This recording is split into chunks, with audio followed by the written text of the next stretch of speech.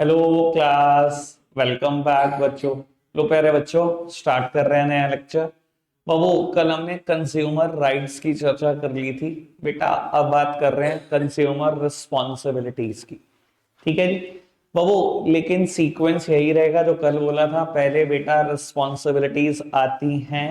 जब आप सभी रिस्पॉन्सिबिलिटीज पूरी कर लेते हो तो मिलते हैं 6 राइट। रिस्पॉन्सिबिलिटीज बेटा 10 हैं। ठीक है जी बाबू। सबसे पहले आपको जो रिस्पॉन्सिबिलिटी पढ़नी है वो बेटा सेकंड पढ़नी है बेटा। बाबू कल मैं बता चुका हूं इसके बारे में। By only standardise goods, 10 look for the ISI mark on the electrical appliances, FPO mark on the food product, बाबू हॉलमार्क ऑन द ज्वेलरी, और बेटा अगर मैं बात करूं तो Agmark on the agriculture related product. बेटा एग मार्क से कंफ्यूज मत हो जाना, मैं इस एग मार्क की बात कर रहा हूं, ई डबल जी की बात नहीं कर रहा हूं। ठीक है जी बेटा, ये एग्रीकल्चर रिलेटेड प्रोडक्ट पर मिलता है। ठीक है जी, लाइव स्टॉक और एग्रीकल्चर रिलेटेड प्रोडक्ट पर अगर वो प्रिस्क्राइब्ड क्वालिटी से ज्यादा अच्छा है तो कोई दिक्कत कोई परेशानी तो नहीं। सेकंड पॉइंट क्लियर बाबू। आधे से ज्यादा लोग अपने राइट कभी भी एक्सरसाइज नहीं कर पाते क्योंकि वो सेवेंथ रिस्पॉन्सिबिलिटी पूरी नहीं करते। सबसे important, ask for a cash memo which would serve as a proof of purchase made. मेरी तरफ देखना बेटा, कैश मेमो क्या होता है? सिंपली मीन्स बेटा इनवॉइस, मतलब बिल। ठीक है जी बेटा, ज्यादातर लोगों के पास बिल ही नहीं होता जब वो गुड्स खरीदते हैं, ज्यादातर लोगों के पास बेटा। अब ये मत कहना बेटा बिल मतलब वो रफ एस्टीमेट, वो जो कच्ची पच्ची वो देता है, वो बिल नहीं होता। बिल वो होता है बेटा जिसके नीचे कहीं ना कहीं टैक्स मेंशन होता है, वो होता है इनवॉइस। ठीक है जी। और आधे से ज्यादा दुकानदार देते नहीं है बिल। क्यों? क्योंकि बेटा आप जहमत नहीं करते मांगने की, आप मांगना ही नहीं चाहते। क्यों? आप मांगोगे बेटा, अगर वो आइटम 5% वाली है, 12 वाली है, 18 वाली है, जितनी भी है बेटा, वो टैक्स आपकी जेब से चला जाएगा। आप बिल मांगते नहीं हो इस चक्कर में, वो भी बिल देने में विश्वास नहीं रखता, बस ठीक है काम चले जा रहा है। देखो बेटा, कंज्यूमर कोर्ट की बहुत बड़ी मजबूरी ये है कि उनको बेटा प्रूफ ऑफ परचेज चाहिए ही चाहिए, मतलब उनको बिल चाहिए ही चाहिए। वरना क्या हो, बिना बिल के अगर कोर्ट परमिट कर दे कि आप किसी के खिलाफ भी मुकदमा कर सकते हो तो सोचो कितना बड़ा क्योस क्रिएट हो जाएगा। मतलब आप ये समझो बेटा, एक ही दिन में मुझे लगता है पूरे इंडिया के सभी दुकानदार के खिलाफ केस हो जाएगा। मान लो आपकी किसी दुकानदार से लड़ाई है, आपने क्या करा, बाहर से एक स्पूरियस गुड्स खरीदा, उसमें अडल्ट्रेशन करी, मिलावट नोट कर दी बेटा, और कह दिया मैंने तो इस दुकान से खरीदा था, चाहे आपके पास कोई प्रूफ ऑफ परचेज नहीं है। अगर ऐसे मुकदमे होने लग गए ना तो एक ही दिन में सारे दुकानदारों के खिलाफ मुकदमे हो जाएंगे। तो बेटा bill is a proof of purchase, उसके बिना कोई भी कोर्ट बेटा केस ही एक्सेप्ट नहीं करती।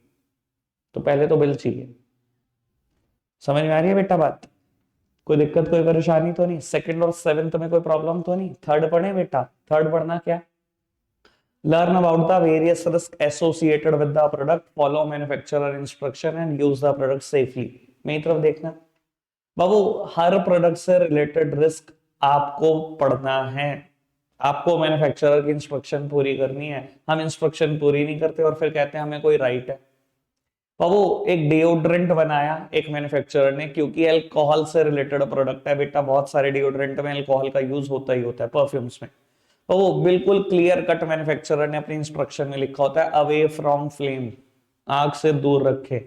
और लोग पता है क्या करते हैं, आग जल रही है, अरे कोई नहीं डाल के देख ही लेता हूँ एक बार डिओड्रेंट क्या होता है। बेटा डाल के देख ले, ब्लास्ट ही होना उसमें और कुछ नहीं होना। फिर तो कहेगा थोड़ी देर बाद मुझे राइट टू सेफ्टी है। कोई राइट टू सेफ्टी नहीं है अगर आप मैन्युफैक्चरर की इंस्ट्रक्शन फॉलो नहीं कर रहे। ठीक है ना जी। कई बार बेटा मैन्युफैक्चरर ऐसी भी इंस्ट्रक्शन देता है, आपने बेटा बहुत सारी मेडिकल स्टोर पर देखा होगा बेटा, एक फ्रिज लगा होता है। कभी भी बेटा आप आई ड्रॉप की डिमांड करते हो या किसी लिक्विड फॉर्म में बेटा मेडिसिन की डिमांड करते हो, यानी कि इंजेक्शन टाइप चीजों की डिमांड करते हो, तो बेटा वो मेडिकल स्टोर वाला फ्रिज में से ही निकाल कर देता है। और ऊपर बेटा क्लियरली मेंशन होती है मैन्युफैक्चरर की instruction, store in dash two dash temperature. कई बार होता है ना बेटा, आई ड्रॉप्स पे, ईयर ड्रॉप्स पे, इंजेक्शन पे ज्यादातर ये चीजें दिख जाती है। या away from direct sunlight, direct sunlight से दूर रखना है इसको। ठीक है ना बेटा? बाबू ये हमें फॉलो करना है। अगर हम फॉलो नहीं करेंगे, सनलाइट में रखेंगे, कोई भी केमिकल रिएक्शन उसके अंदर पक्का होगी। और उसके बाद बेटा वो मेडिसिन खराब हो सकती है, और उसके बाद हम सोचे हम उसको कंज्यूम कर लें, हमें ठीक करेगी, बेटा ठीक नहीं करेगी, खराब करेगी। और फिर आप ये मत कहना कि मुझे राइट टू सेफ्टी था। कोई राइट टू सेफ्टी नहीं है बेटा, अगर आप जिम्मेदारियां पूरी नहीं कर रहे अपनी तो। क्लियर है बेटा बात? 4th वन पढ़ना।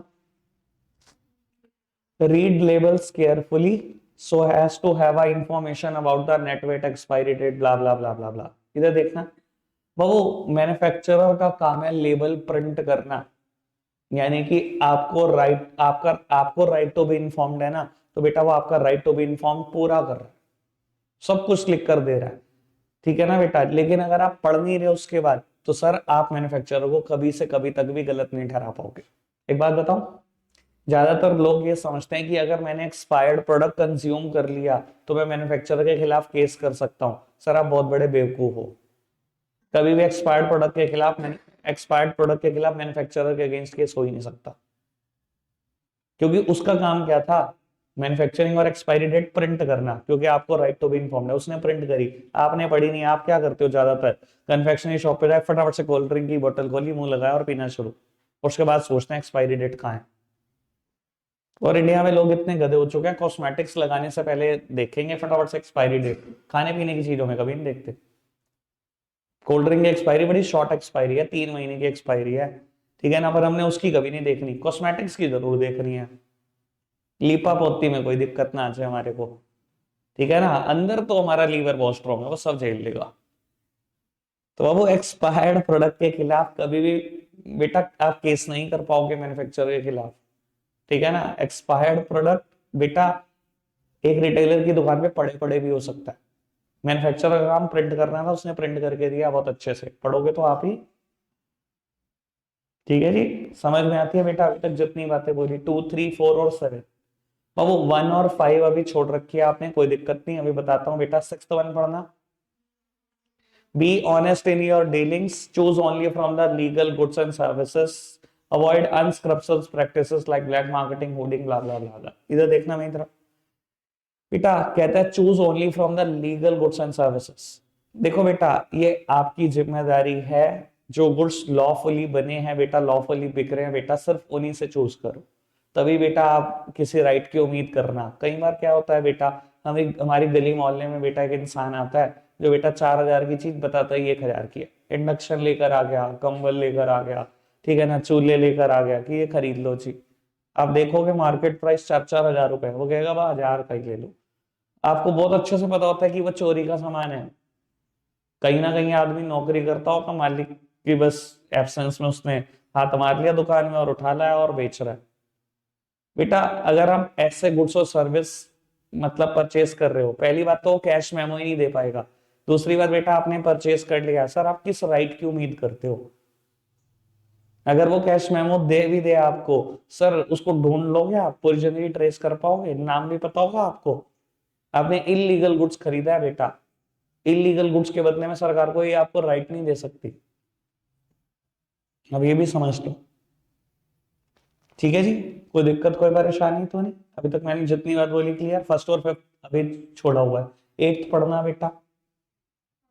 File a complaint in an appropriate consumer forum in case of shortcoming in the goods and quality of services. Do not fail to take action even when the amount involved is very small.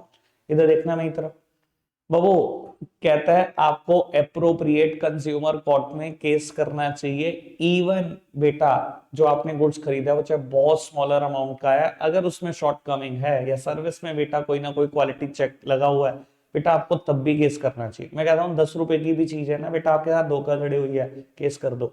लेकिन India में ना हर person का एक अलग apatite है, कोई 10 रुपए के लिए केस नहीं करता, कोई 10,000 के लिए भी केस नहीं करता, कोई 10 लाख के लिए भी केस नहीं करता। धोखाधड़ियां होती रहेंगी इनके साथ, छुपाते रहेंगे, केस नहीं करेंगे। बेटा जब आप ऐसा करते हो ना, तो बेटा it will give strength to the manufacturer, trader and the service provider, उनको बहुत बल मिलता है। मान लो आपने एक प्रोडक्ट खरीदा बेटा, या मैं कहता हूँ ऑनलाइन कोई वेबसाइट चल रही है, मतलब मैं आपको ऐसे ऐसे फ्रॉड के बारे में जानकारी दे सकता हूँ, आप हैरान हो जाओगे, ठीक है ना, आपके सामने ही करके दिखा दूंगा, अभी देखना कितना बड़ा फ्रॉड होगा। एक दिन ना मेरे क्लाइंट है राजन मार्केट में, ठीक है, दाल मंडी पुल के पास, और मेरा फ्रेंड भी है वो, उसका मेरे पास फोन आया कि मनीष मेरे साथ में एक फ्रॉड हो गया। मैंने कहा क्या हुआ, कहता यार दिल्ली में ना मेरे को ना कोई अर्जेंट सामान देना था अपने कस्टमर को, दिल्ली में ना मैंने ब्लू डॉट कुरियर पे सामान रखवाया। मैंने कहा अच्छा फिर क्या दिक्कत आई। कहता 3 दिन से सामान नहीं आया, मेरे पे ट्रैकिंग आईडी थी। कहता मैंने ना गूगल पे लिख दिया toll free number of blue dot in Saharanpur. क्या तक नंबर आया, मैंने उस पर कॉल मिला दी, तो उन्होंने मेरे को कहा ओ आपका सामान ना कहीं यहाँ अटक गया है, कोई लोकेशन बता दी बीच की, जैसे कि बोल दिया शामली में अटक गया। ठीक है जी, आप एक काम करो, हम आपको एक नंबर दे रहे हैं, इस पे ना 1 रुपया सेंड कर दो, ठीक है ना जी, हम समझ जाएंगे कि ये आपका पार्सल है, हम भिजवा देंगे। उसने एक पे किया, पूरा अकाउंट खाली, पूरा का पूरा अकाउंट खाली। ठीक है ना, और सेम मेरे साथ हुआ, बच गया मैं, क्योंकि मेरे दिमाग में वो था, लगभग लगभग बच गया मैं। कैसे हुआ बाबू, मेरी ना मैच की टिकट बुक हुई हुई थी, इंडिया अफगानिस्तान मैच की। ठीक है जी, और आ रही थी वो ब्लू डॉट कोरियर से, मेरे पास मैसेज आ गया, ट्रैकिंग आईडी आ गई, सब कुछ आ गया। 1 दिन हो गया डिलीवर नहीं हुआ, मैंने कहा यार आ गई थी तो आ जानी चाहिए थी। मैंने भी यही किया, पता नहीं क्या था दिमाग, टोल फ्री नंबर मैंने लिख दिया। ठीक है जी, नंबर आया अजीब सा, मुझे डाउट तो वहीं हो गया था। ठीक है ना, क्योंकि जनरली टोल फ्री नंबर 1800 से स्टार्ट होते हैं। ठीक है ना, जब कोई मोबाइल नंबर आ जाए तो मेरा शक वैसे ही बहुत ज्यादा बढ़ जाता है। मैंने कॉल करी, एक बेल गई, मेरे दिमाग में पूरा का पूरा इंसिडेंट याद आ गया, मैंने कॉल काट दी, मैं समझ गया। ठीक है जी, अब देखो मेरा शक कैसे कंफर्मेशन बदला, बैक कॉल आ गई मेरे पास। आती नहीं टोल फ्री नंबर से बैक कॉल आती है कभी, मेरे पास बैक कॉल आ गई। सर हाँ जी, मैंने कहा कुछ नहीं सर, हो गया मेरा काम। अरे नहीं सर बताओ। तो मैंने बता दिया कि मेरे को ऐसे ऐसे टिकट्स मेरी वो अभी ऑन द वे है। कहता आपका पार्सल यहाँ फंसा हुआ है, फटाफट से 1 रुपया दे दो। मैंने कहा अच्छा भाई, वेरी गुड सर। उसके बाद जो मैंने उसकी क्लास लगाई है, आज के सामने ही लगभग हुआ था, आज को मैंने बताया भी था ये इंसिडेंट हुआ था। ठीक है ना, और अभी भी बता रहा हूँ आपको, अभी डालूंगा आपके सामने नंबर, वही नंबर आएगा और कॉल करूंगा, देखना यही होगा, आपको अभी सुनवा भी दूंगा। मतलब इतने खतरनाक लोग हैं ये, कि इन्होंने मतलब उस चीज की लिस्टिंग इतनी ऊपर कर दिया गूगल पे, कि जो बेटा मतलब जेन्युइन वेंडर है कि वो तो नीचे नजर आ रहा है, और फेक पर्सोनल ऊपर आते जा रहे हैं। मतलब लिस्टिंग पे भी तरह काम करने लगे हैं साइबर फ्रॉड्स इतने। पर बाबू एक बात बताओ, उसके साथ उस पर्सन के साथ हुआ, उसने मुझे बताया, पर एक्शन कुछ नहीं लिया। अब एक बात बताओ, अगर आप एक्शन नहीं लोगे, कितनी स्ट्रेंथ मिल रही है, लिस्टिंग तो देखो उसकी कहाँ है। जब तक आप सरकार को रिपोर्ट नहीं करोगे, सरकार रोकेगी कैसे फ्रॉड। तो कंप्लेन तो आपको ही करनी है ना बेटा, आफ्टर ऑल। समझ में आ रही है बेटा बात, सरकार क्यों कहती है कंप्लेन करो। नहीं करोगे बेटा, वो बढ़ता चला जाएगा, बढ़ता चलेगा, उसको तो स्ट्रेंथ मिल रही है, उसको तो वो तो रोज के 1 लाख 2 लाख रुपए लूट लेता है, उसके लिए तो बड़ा इजी धंधा है। क्लियर है बेटा बात, 9th 1 पढ़ना। अब वो फॉर्म कंज्यूमर सोसाइटी, इस पर बेस्ड है ये पूरा का पूरा रिस्पॉन्सिबिलिटी बेटा। देखो आप जिस भी एरिया में रहते हो, कंज्यूमर एसोसिएशन बनाओ, कंज्यूमर सोसाइटीज बनाओ, कंज्यूमर, मैंने ना बहुत सारे नाम लिए थे बेटा, कंज्यूमर ऑर्गेनाइजेशन, एनजीओ,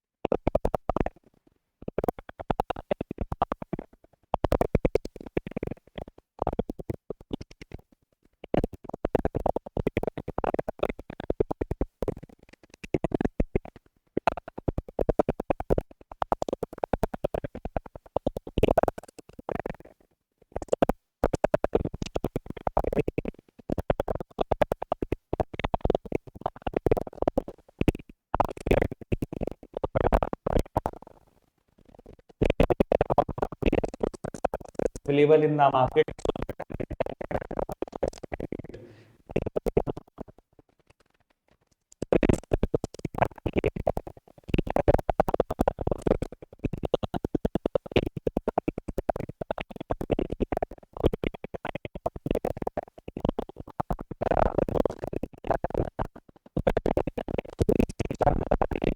कि कौन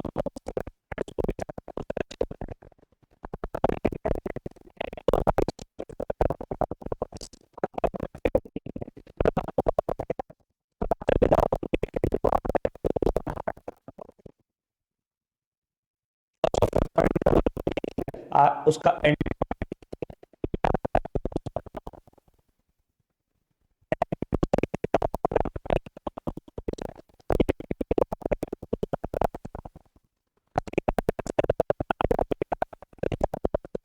मार्केटिंग में कि वो बेटा वही प्रोडक्ट बेचते हैं जिसमें उनका मार्जिन ठीक है। उन्हें कोई मतलब नहीं है कि आपको एक ब्रांडेड प्रोडक्ट मिल रहा है क्या। मानते हो बेटा इस चीज को, तो अवेयर आपने रहना है कि आपको फेयर डील मिले, वरना मार्केटर तो बेटा आज की तारीख में गंजे को भी कंघी बेच देते हैं, ठीक है ना, और फिर गंजा घर आके सोचता कंघी मेरे किस काम की। क्यों जी भाई, कोई दिक्कत कोई परेशानी तो नहीं, क्या मैं क्लियर हूँ इस बात को लेकर। बाबू आगे बढ़ जाओ। रिलीफ अवेलेबल एक टॉपिक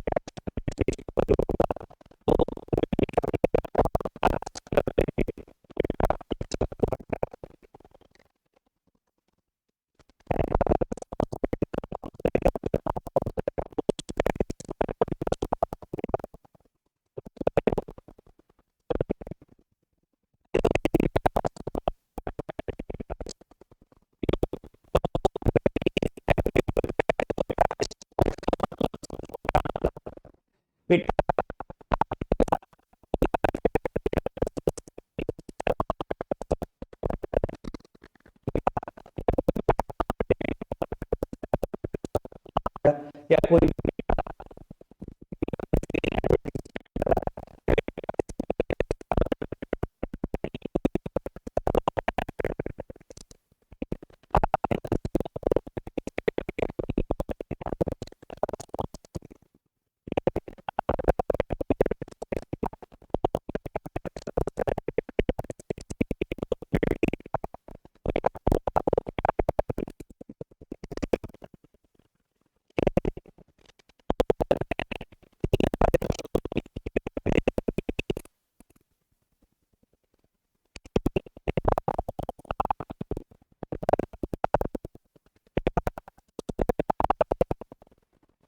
ये सीक्वेंस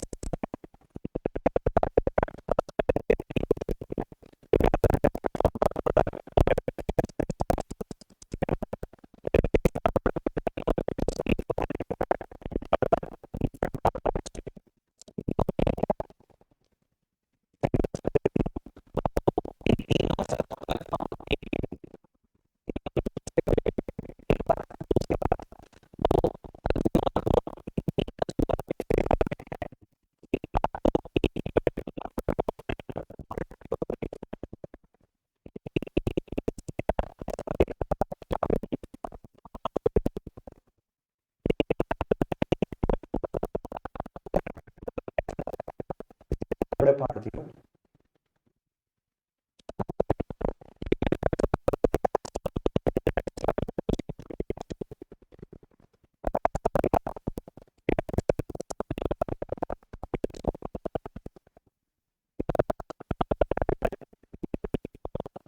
ठीक है जी, इतना कंज्यूमर के फेवर में है, तो समझ में आया, पहले आर क्यूब समझ में आया। अब फोर्थ पढ़ना, to pay a reasonable amount of compensation for any loss or injury suffered by the consumer due to the negligence of opposite party। कभी कभी मुझे लगता है मेरे को अगर अपनी 12th में ऐसे याद होता है ना जैसे ये अब याद हो चुका है, ठीक है, मैं पता ना क्या कर देता भाई साहब, पूरी लॉ की लैंग्वेज रट गई है भैया, इतनी बार पढ़ दिया पढ़ा दिया इसको। बाबू आपको कहता है रीजनेबल अमाउंट ऑफ कंपनसेशन भी देनी पड़ेगी फॉर एनी लॉस और injury suffered by the consumer due to the negligence of opposite party. बेटा मेरी तरफ देखना, सब सामने देखना, आराम से समझना। बेटा एक इंसान को ना फीवर है, ठीक है जी, और उसको बेटा एक पैरासिटामोल चाहिए, वो मेडिकल स्टोर पे गया, ब्ला ब्ला कंपनी की बेटा एक पैरासिटामोल उसने बाय करी, उसने बेटा मेडिसिन कंज्यूम करी, तबीयत ठीक क्या होनी थी बिगड़ गई, मेडिसिन स्पूरियस थी, ठीक है जी। बेटा उस इंसान को हॉस्पिटलाइज होना पड़ा, 15 दिन के बाद वो बेटा हॉस्पिटल से वापस, उसने डिसाइड करा कि उस कंपनी के खिलाफ केस करेगा, मुकदमा कर दिया, कोर्ट ने उसको ठीक पाया, मैन्युफैक्चरर को गिल्टी पाया। इस आर क्यूब में से क्या मिला होगा उसको पहले ही बताओ। रिपेयर हो सकता है प्रोडक्ट, रिप्लेस हो सकता है, रिफंड द प्राइस पेड। 1 रुपया मिल गया उसको, 1 रुपए की मेडिसिन थी, ठीक है जी, वापसी भेज दिया कोर्ट कि तेरा एक तो दे दिया, मैं चल घर चला। फिर क्या करे, बोलना तो आपको पड़ेगा। बेटा 15 दिन जो वो हॉस्पिटल में बिता के आया, उसके पैसे कौन देगा? मैन्युफैक्चरर। मान लो बेटा उसके 7-8 लाख रुपए खर्च हुए मेडिकल ट्रीटमेंट में, वो कौन देगा?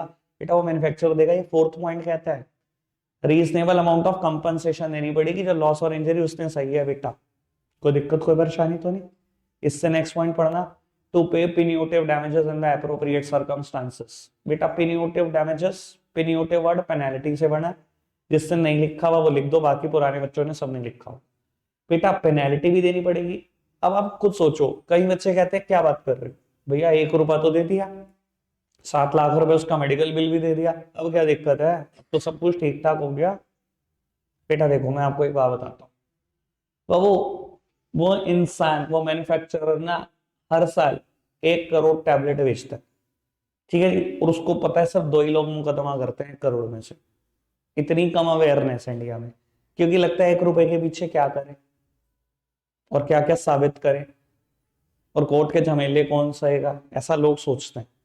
पर वो ऊपर आप खुद सोचो, अगर 1 करोड़ रुपए कमाता है उस मेडिसिन को बेचकर, मान लो चलो उसको मैं कहता हूँ 25 पैसे कॉस्ट भी आती है, 75 लाख रुपए कमाता है वो 1 करोड़ टैबलेट बेचकर। अगर दो बंदों ने मुकदमा कर दिया और कोर्ट ने कह दिया 7 लाख 1 रुपया, 7 लाख 1 रुपया दोनों को दे दो, तो उसको घाटा हुआ किसी भी तरीके से? 75 लाख कमाए, 14 लाख दे दिए, 61 लाख का फायदा। कभी वो बंद करेगा इस काम को? वो कहेगा अब तो और धड़ल्ले से करो, 1 करोड़ की 10 करोड़ बेचो, 7-7 लाख ही तो देने पड़ते हैं, मैं तो और कमा लूंगा, 4 कर देंगे मुकदमा, कोई दिक्कत नहीं, हर साल करोड़ों में कमाऊंगा। बेटा नहीं, कोर्ट इतनी बच्ची नहीं है कि तुझे कमाने का मौका देगी बार बार। कोर्ट क्या करेगी, सारा का सारा ट्रैक रिकॉर्ड निकाल देगी, अच्छा क्या कमाया तूने, कितना कमाया, अच्छा तूने 61 लाख रुपए कमाया, मतलब 75 लाख रुपए कमाया तूने, आज इसकी 5 गुनी पेनल्टी लेके आ जा फटाफट से, 3 करोड़ 75 लाख दे, एक ही साल में बंद हो जाएगी प्रैक्टिस। तो खाली ये मत सोचना कि रिफंड मिल गया जी प्राइस और एक कंपनसेशन मिल गई और छुट्टी हो गई। मैन्युफैक्चरर को जब तक नहीं छोड़ा नहीं जाएगा, चैप्टर खत्म नहीं होगा, ये पूरा नहीं छोड़ना है उसको। समझ में आई मेरी बात? तो पेनल्टी क्यों ले रहे हैं, लॉजिक समझा दिया मैंने, ठीक है ना जी। हर कोई पढ़ा सकता है, लॉजिक समझाना किसी किसी की बस की बात है, कोई दिक्कत कोई परेशानी तो नहीं। 5 बातें क्लियर? अच्छा देखो, ज्यादातर केस में इन आरक्यू में से एक आ गया, कंपनसेशन और पेनल्टी, सॉरी ये एंड है, सॉरी सॉरी सॉरी सॉरी बाबू, यानी कि ज्यादातर केस में 1 2 3 तीन तो चीजें मिलती मिलती हैं, 3 चीजें तो मिलती मिलती हैं ज्यादातर केस में, ठीक है जी। मैंने क्या बोला, किसी किसी केस में कहां तक पहुंच जाते हैं, 4 रिलीफ तक, 5 रिलीफ तक, और अभी आप देखोगे मैं साबित करूंगा, ठीक है जी। चलो देखते हैं बाबू, 6th 1 पढ़ना। देखो 6th 1 के ना वर्ड वार्निंग जैसे है, मेरी तरफ देखो प्लीज। कई बार क्या होता है बेटा, एक सेलर ने ना एक प्रोडक्ट सप्लाई कर दिया मार्केट में, ठीक है ना, कंज्यूमर ने कंज्यूम किया, उसको बहुत हार्म भी नहीं हुआ, पर उसने केस फाइल कर दिया एज अ अवेयर कंज्यूमर, ठीक है जी। पर बेटा fact of the matter is that कि वो सेलर भी ना गिल्टी नहीं है। आकाश भाई एक सेकंड पोस्ट करो। द मैटर ऐसा है कि सेलर भी ना खुद से गिल्टी नहीं है। हुआ क्या था, सेलर की ना लड़ाई हो गई थी अपने एक एम्प्लॉय से। उस एम्प्लॉय ने क्या किया बेटा, उस प्रोडक्ट को अडल्ट्रेटेड कर दिया, ठीक है ना, गुस्सा निकालने के लिए। वो प्रोडक्ट मार्केट में पहुंच गया, एक कंज्यूमर ने बाय किया, उसको हार्म नहीं हुआ कुछ खास, पर उसने क्या किया, केस फाइल कर दिया, क्योंकि वो एक अवेयर कंज्यूमर था। तो देखो बेटा मैं आपको एक बात बता देता हूं, कोर्ट कभी भी ना क्रिमिनल्स क्रिएट नहीं करना चाहती, सोच भी समझो। अगर एक इंसान बेटा बेगुनाह है और आप उसको सजा दे दो, तो उसको क्या लगेगा कि अब तो क्रिमिनल बनेंगे, अब तो मेरा ट्रैक रिकॉर्ड तुमने क्रिमिनल वाला कर दिया, अब तो मैं क्राइम कर ही लेता हूँ, फिर रह क्या गया। बड़ी सीधी सी बात, एक इंसान बेगुनाह है आप उसको क्रिमिनल बना दोगे, तो बेटा फिर तो वो अपनी हिस्ट्री के अकॉर्डिंग ही काम करेगा ना। आपने उसको सजा दे दी, 2-3 महीने जेल डाल दिया, उससे पैसे पेनल्टी सब कुछ ले लिया, फिर नहीं छोड़ेगा वो, फिर तो करेगा गलत। कोर्ट का काम क्रिमिनल क्रिएट करना नहीं है, तो कोर्ट कई बार माफी देकर भी छोड़ सकती है, और ये बात आपको 6 पॉइंट पढ़कर पता लगेगी। देखो वर्ड कैसे है, वार्निंग जैसे वर्ड है, इसके सामने स्लैश करके वार्निंग लिख लेना। Discontinue the unfair trade practices and not to repeat in future. कई बार कोर्ट ऐसे कर सकती है कि ये जो इस बार हो गया, अगली बार कभी रिपीट ना हो, फिलहाल इस बार आपको छोड़ रहे हैं, माफ कर देती है, छोड़ सकती है। कोई दिक्कत कोई परेशानी तो नहीं? 6 बातें समझ आई बेटा। 7th 8th और 9th कभी भी अलग अलग नहीं पढ़ी जा सकती, ये बिल्कुल इकट्ठे पढ़नी है। पढ़े बेटा 7th 8th और 9th। बाबू आप पढ़ना तीनों। पहली क्या लिखी गई है, not to offer hazardous goods for sale. 9 आगे next 8 to withdraw the hazardous goods from sale, और बेटा 9 टू सीज द मैन्युफैक्चरिंग। इधर देखना मेरी तरफ, पहले मेरी तरफ देखो बेटा। ना तो harmful goods and service offer करने, जो ऑफर कर चुके हो उसको विड्रीव कर लो, और 9 कहता है मैन्युफैक्चरिंग भी बंद कर दो। बेटा ऐसा ही पॉसिबल जजमेंट कभी नोकिया के केस में आया था, आपको नहीं आइडिया होगा, आपने तब होश भी नहीं संभाली थी। इस टाइम पर नोकिया 3315 फोन, नोकिया 1100 और 1108 बाबू अपनी पीक पर थे, ठीक है ना। उस टाइम पर नोकिया एक बैटरी बनाता था, शायद बैटरी का नंबर था BL5C। BL5C वो बैटरी बेटा ऑल ओवर इंडिया जगह जगह पर ब्लास्ट हो रही थी। एक हुई, दो हुई, चार्जिंग लगाते थे ब्लास्ट हो जाती थी, बहुत ज्यादा केसेस आने लगे बेटा। इवन कंज्यूमर कोर्ट में, कंज्यूमर के अलावा, ये आपकी अभी नॉलेज नहीं है पर मैं बता रहा हूं, सेंट्रल गवर्नमेंट और स्टेट गवर्नमेंट भी केस फाइल कर सकती है। जिन्होंने पास में चैप्टर पढ़ा है उनको आइडिया होगा। तो वो सेंट्रल गवर्नमेंट ने केस फाइल किया था नोकिया के खिलाफ, और बेटा कोर्ट में जजमेंट आई थी।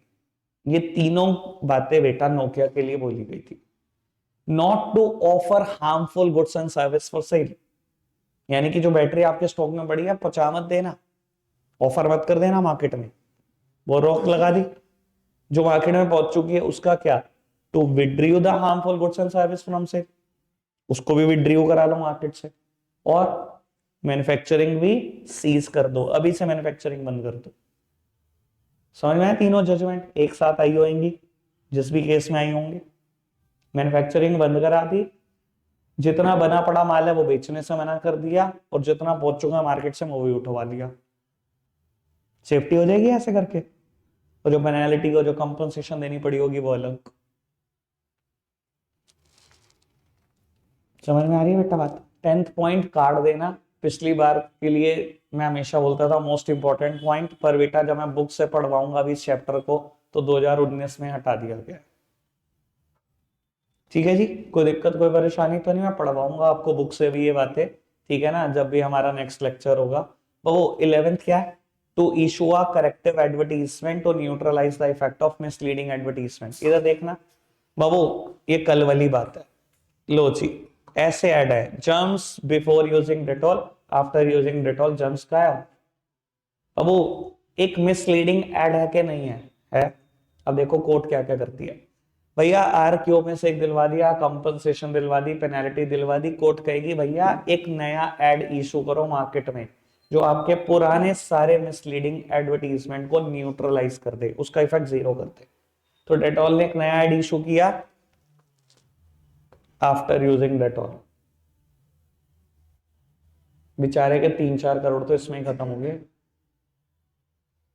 अब ये भी तो समझो, एड तो कोर्ट ने थोड़ी पैसे दिए होंगे, एड के पैसे भी आपने दिए, और जो ऊपर दिया सब कुछ पे किया, वो तो किया। ठीक है जी।